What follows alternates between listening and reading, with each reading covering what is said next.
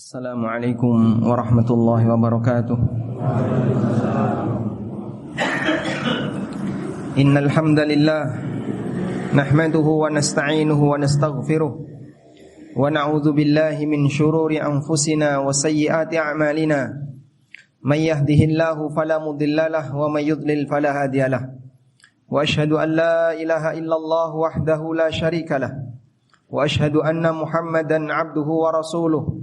Ya ayyuhalladzina amanu taqullaha haqqa tuqatih wa la tamutunna illa wa antum muslimun.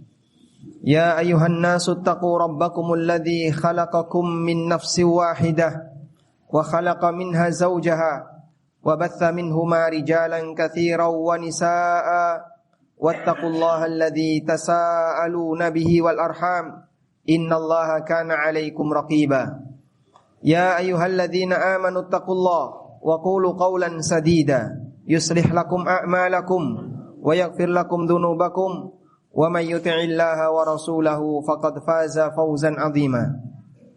Amma ba'du fa inna asdaqal hadithi kitabullah wa khairal huda huda nabiyyina Muhammadin sallallahu alaihi wasallam wa syarral umuri muhdatsatuha fa inna kulla muhdatsatin fid dini bid'ah.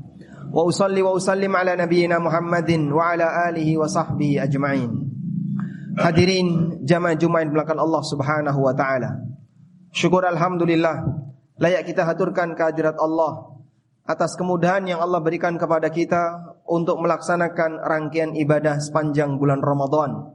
Dan kita berharap semoga ibadah kita diterima oleh Allah taala dan selalu kita iringi dengan doa, Rabbana taqabbal minna innaka antas samiul alim. Ya Allah, terimalah amal dari kami, sesungguhnya Engkau Zat yang Maha mendengar lagi Maha mengetahui. Nabiullah Ibrahim alaihi salatu wassalam diperintahkan oleh Allah untuk meninggikan Ka'bah.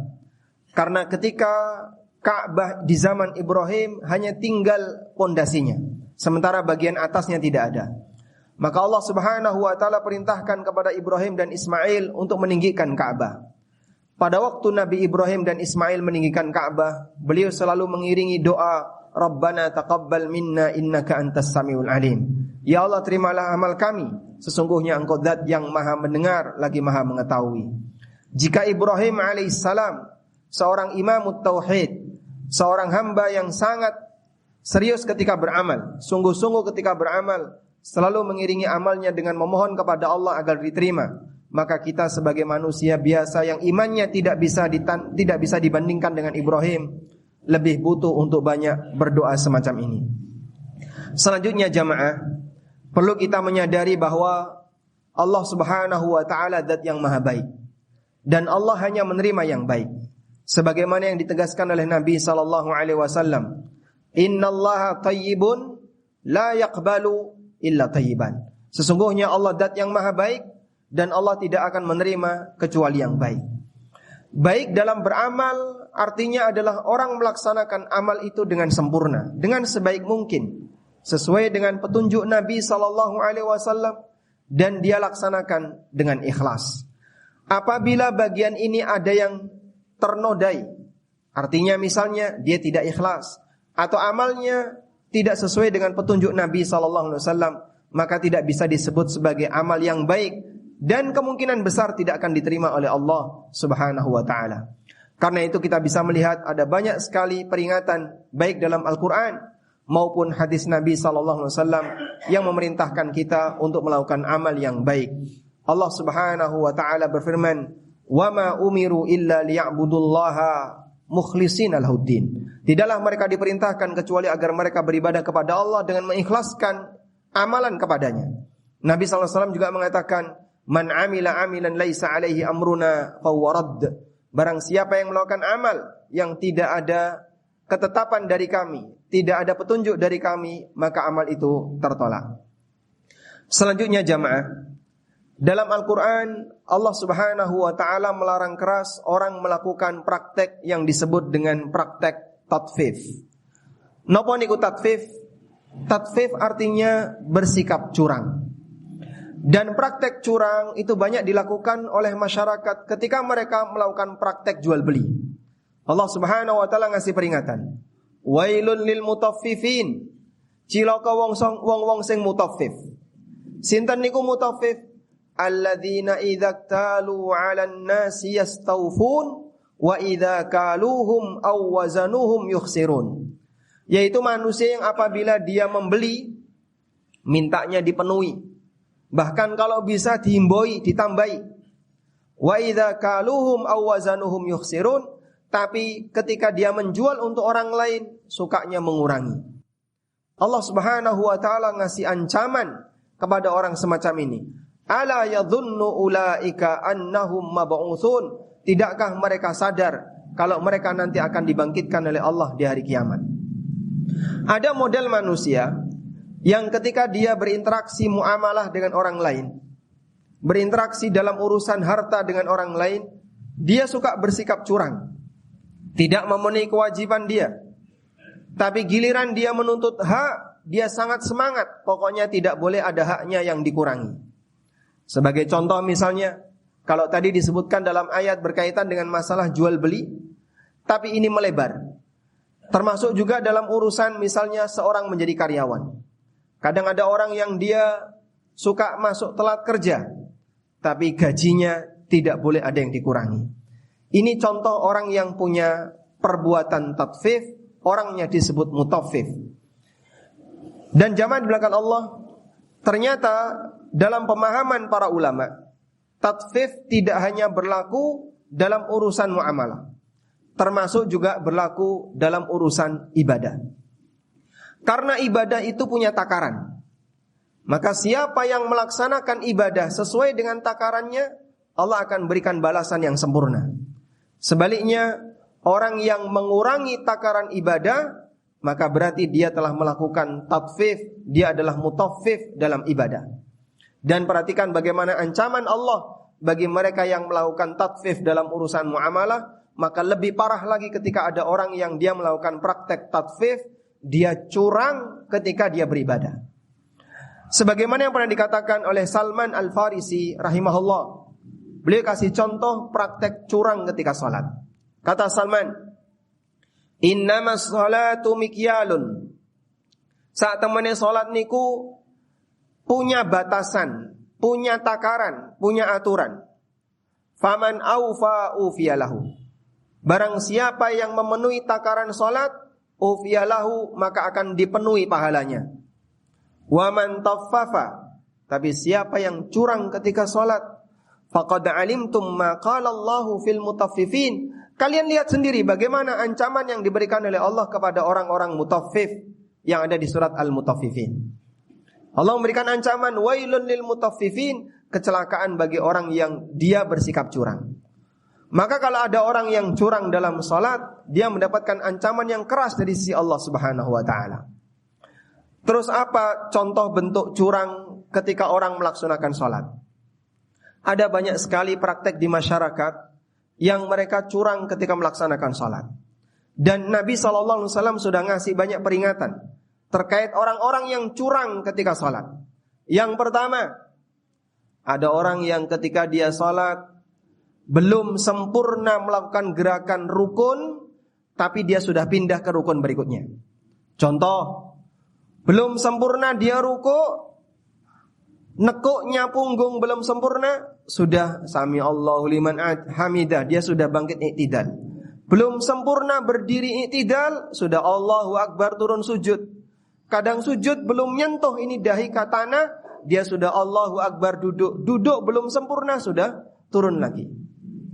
Nabi SAW menyebut wong sing kaya ngene salate disebut sebagai maling dalam salat. Rasulullah SAW pernah bersabda, aswa'un nasi sariqatan. Wong sing paling elek nalikane nyolong, orang yang paling buruk ketika mencuri adalah alladzi yasriku fis shalah, orang yang maling ketika salat. Maka para sahabat bertanya, apa ono maling nalikane salat? Ya Rasulullah, wa kaifa yasriku min salatihi? Bagaimana ada orang yang mencuri dari salatnya? Qala, kemudian Nabi SAW mengatakan, la yatimmu ruku'aha wa la sujudaha. Mereka adalah orang yang ketika salat tidak menyempurnakan rukuk dan sujudnya. nalikane rukuk belum sempurna, dia ditekuk punggungnya, masih miring-miring, mindring-mindring ke atas. Ketika sujud juga seperti itu, dia tidak menyentuhkan dahinya ke tanah. Bahkan sebagian ulama mensyaratkan kalau sujud, ni hidung harus nempel tanah. Kalau hidung tidak nempel tanah, sebagian ada yang menilai solatnya bisa batal. Karena ada sebuah hadis yang menyebutkan, la salata liman lam yumakkin anfahu kama yumakkina jabhatahu. Tidak ada salat bagi orang yang tidak menyentuhkan hidungnya sebagaimana dia menyentuhkan dahinya ke tanah. Maka kalau salat harus serius. Lakukan ruku' dengan gerakan ruku' yang sempurna, i'tidal berdiri sempurna. Jangan sampai belum wayai turun, durung wayai medun, belum waktunya turun, karena tegaknya belum sempurna dia sudah turun. Dan banyak orang semacam ini. Mohon maaf Bapak Ibu yang kami hormati, jamaah sekalian yang kami hormati, banyak di antara mereka yang sudah sepuh, yang sudah tua, sudah senior, sholatnya seperti ini. Sehingga dia sholatnya cepat. Ngadeg durung jejeg, berdiri belum sempurna, dia sudah turun. Dan itu sering kami jumpai. Kasihan sekali orang ini sudah demikian senior usianya, sudah sepuh tapi sholatnya masih seperti itu. Hudzaifah ibnul Yaman pernah ketemu dengan orang yang sudah berusia lanjut. Dan orang ini sholatnya cepat.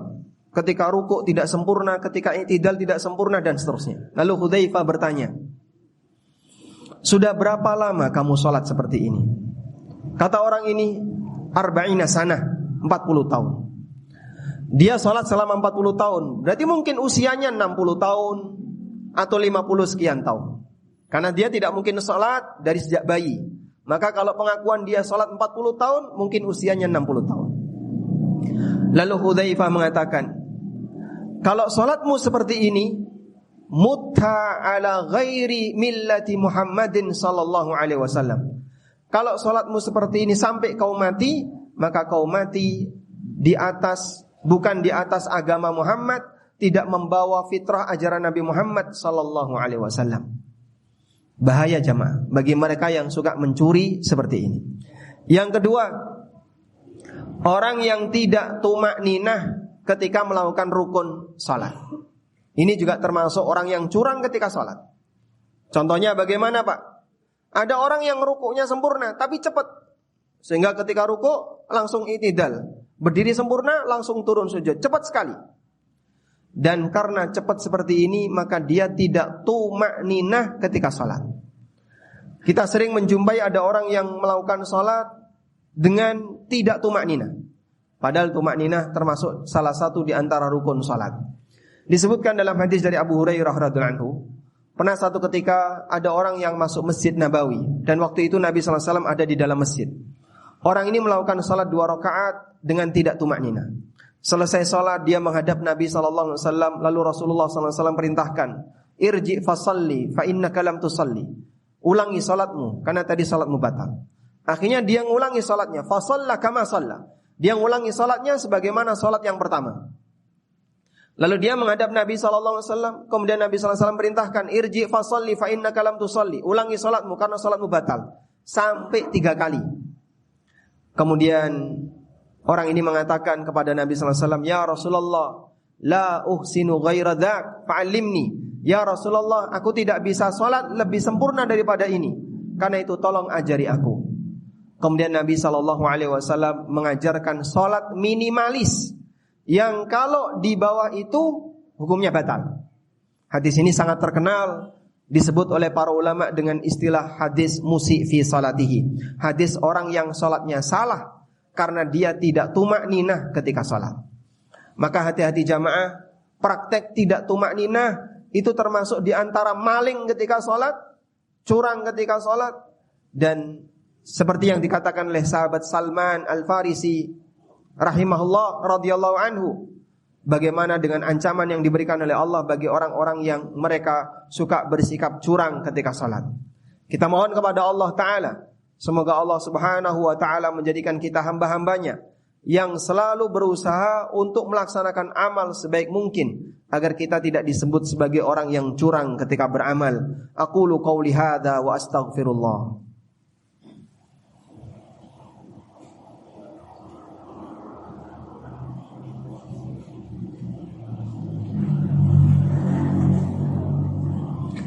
Alhamdulillahi wa kafa, wassalatu wassalamu ala rasulil mustafa, wa ala alihi wa sahbihi wa mawalah. Wa ashhadu an la ilaha illallah wahdahu la syarikalah, wa ashhadu anna Muhammadan abduhu wa rasuluh. Ya ayyuhalladzina amanu taqullaha haqqa tuqatih wa la tamutunna illa wa antum muslimun. Hadirin jamaah Jumat yang dimuliakan Allah Subhanahu wa taala. Dan salah satu di antara bentuk curang ketika sholat adalah bagi mereka yang seharusnya hadir sholat berjamaah 5 waktu, tapi tidak hadir sholat jamaah, termasuk di antara bentuk curang dalam sholat. Diriwayatkan dalam kitab Al-Muwatta Imam Malik dari Umar bin Khattab radhiyallahu anhu, bahwa suatu ketika Umar bin Khattab radhiyallahu anhu seusai salat asar beliau pulang. Lalu di perjalanan Umar bin Khattab radhiyallahu anhu ketemu dengan bapak-bapak yang dia tidak hadir ketika salat asar. Maka Umar tanya sama orang ini, "Kenapa kamu tadi tidak salat asar berjamaah bersama kami?" Fadzakara min udhrihi, kemudian orang ini menyebutkan uzurnya, aneka alasan yang tidak diterima oleh Umar. Kemudian Amirul Mukminin Umar bin Khattab radhiyallahu anhu mengatakan, "Laqad tafafta, kamu telah curang dalam salat." Subhanallah. Inilah standarnya sahabat. Tidak hadir salat jamaah bagi lelaki yang dia seharusnya hadir di masjid ketika salat berjamaah, bagi para sahabat sudah disebut sebagai orang yang curang ketika ibadah. Bagaimana lagi dengan mereka yang sudah sholat sendirian, dilakukan dengan cepat, dan kadang rukuk sujudnya tidak dilakukan dengan sempurna. Maka bertumpuk-tumpuk orang yang curang semacam ini, bisa jadi sholatnya tidak akan diterima oleh Allah, karena orang ini sholatnya tidak tumakninah dan banyak kecurangan dalam sholatnya. Ini salah satu di antara contoh bentuk curang, yaitu curang ketika sholat. Meskipun curang juga berlaku dalam ibadah yang lain. Wonten curang nalikane poso. Contohnya pripun, Pak? Wong sing poso tapi kathah maksiat. Nabi sallallahu alaihi wasallam menyebutkan, "Man lam yada' qaulaz zur wal 'amala bihi, fala hajata lillah min ayyada'a ta'amahu wa syarabah." Siapa yang tidak bisa meninggalkan qauluz zur, ucapan dusta, wal 'amala bihi, dan perbuatan dusta. Maksudnya adalah ucapan maksiat, perbuatan maksiat. Fala hajata lillah min ayyada'a ta'amahu wa syarabah. Maka Allah tidak butuh dia meninggalkan makan minumnya, artinya Allah tidak butuh puasanya. Hadis riwayat Bukhari. Sehingga orang yang dia berpuasa tapi rajin berbuat maksiat, orang yang dia beramal tapi tidak ikhlas, orang yang ketika infak tapi riya, sum'ah, pamer, dan kadang diiringi dengan penghinaan kepada orang yang menerima sedekah. Semua ini adalah bentuk kecurangan ketika beramal, dan amal yang curang tidak akan diterima oleh Allah Subhanahu wa taala. Maka jamaah dimuliakan Allah, marilah kita berusaha untuk menjadi hamba Allah yang memenuhi aturan Allah dalam setiap melaksanakan ketaatan dan amal-amal saleh. Jika Allah taala memberikan ancaman yang sangat keras bagi orang yang melakukan praktek kecurangan ketika bermuamalah dengan sesama manusia, bagaimana lagi dengan orang yang curang ketika dia bermuamalah dengan Allah Subhanahu wa taala. Kita mohon kepada Allah, semoga Allah anugerahkan kepada kita istiqamah untuk melakukan ketaatan kepadanya, istiqamah dalam beribadah kepadanya, dan Allah berikan kekuatan bagi kita untuk selalu beribadah sebaik mungkin, beribadah sesuai dengan apa yang menjadi bimbingan Nabi sallallahu alaihi wasallam. Allahumma salli ala Muhammad wa ala ali Muhammad, kama sallaita ala Ibrahim wa ala ali Ibrahim, innaka Hamidum Majid. Allahumma ighfir lil mu'minina wal mu'minat wal muslimina wal muslimat al ahya'i minhum wal amwat, innaka sami'un qaribun mujibu da'awat ya qadiyal hajat. Allahumma a'inna ala dzikrika wa syukrika wa husni ibadatik. Allahumma a'inna ala dzikrika wa syukrika wa husni ibadatik. Allahumma inna nas'alukal huda wat tuqa wal afafa wal ghina. Allahumma inna nas'alukal huda wassadad. Rabbana hab lana min azwajina wa dhurriyyatina qurrata a'yun waj'alna lil muttaqina imama. Rabbana atina fid dunya hasanah wa fil akhirati hasanah wa qina adzabannar. Wa sallallahu ala nabiyyina Muhammadin wa ala alihi wa sahbihi wa sallam. Wa akhiru da'wana anil hamdulillahi rabbil alamin. Wa qumu ila salatikum. Ikuti Daurah ANB Jumat sampai Ahad 10 hingga 12 Mei 2024. Hubungi 0812 2616 9790.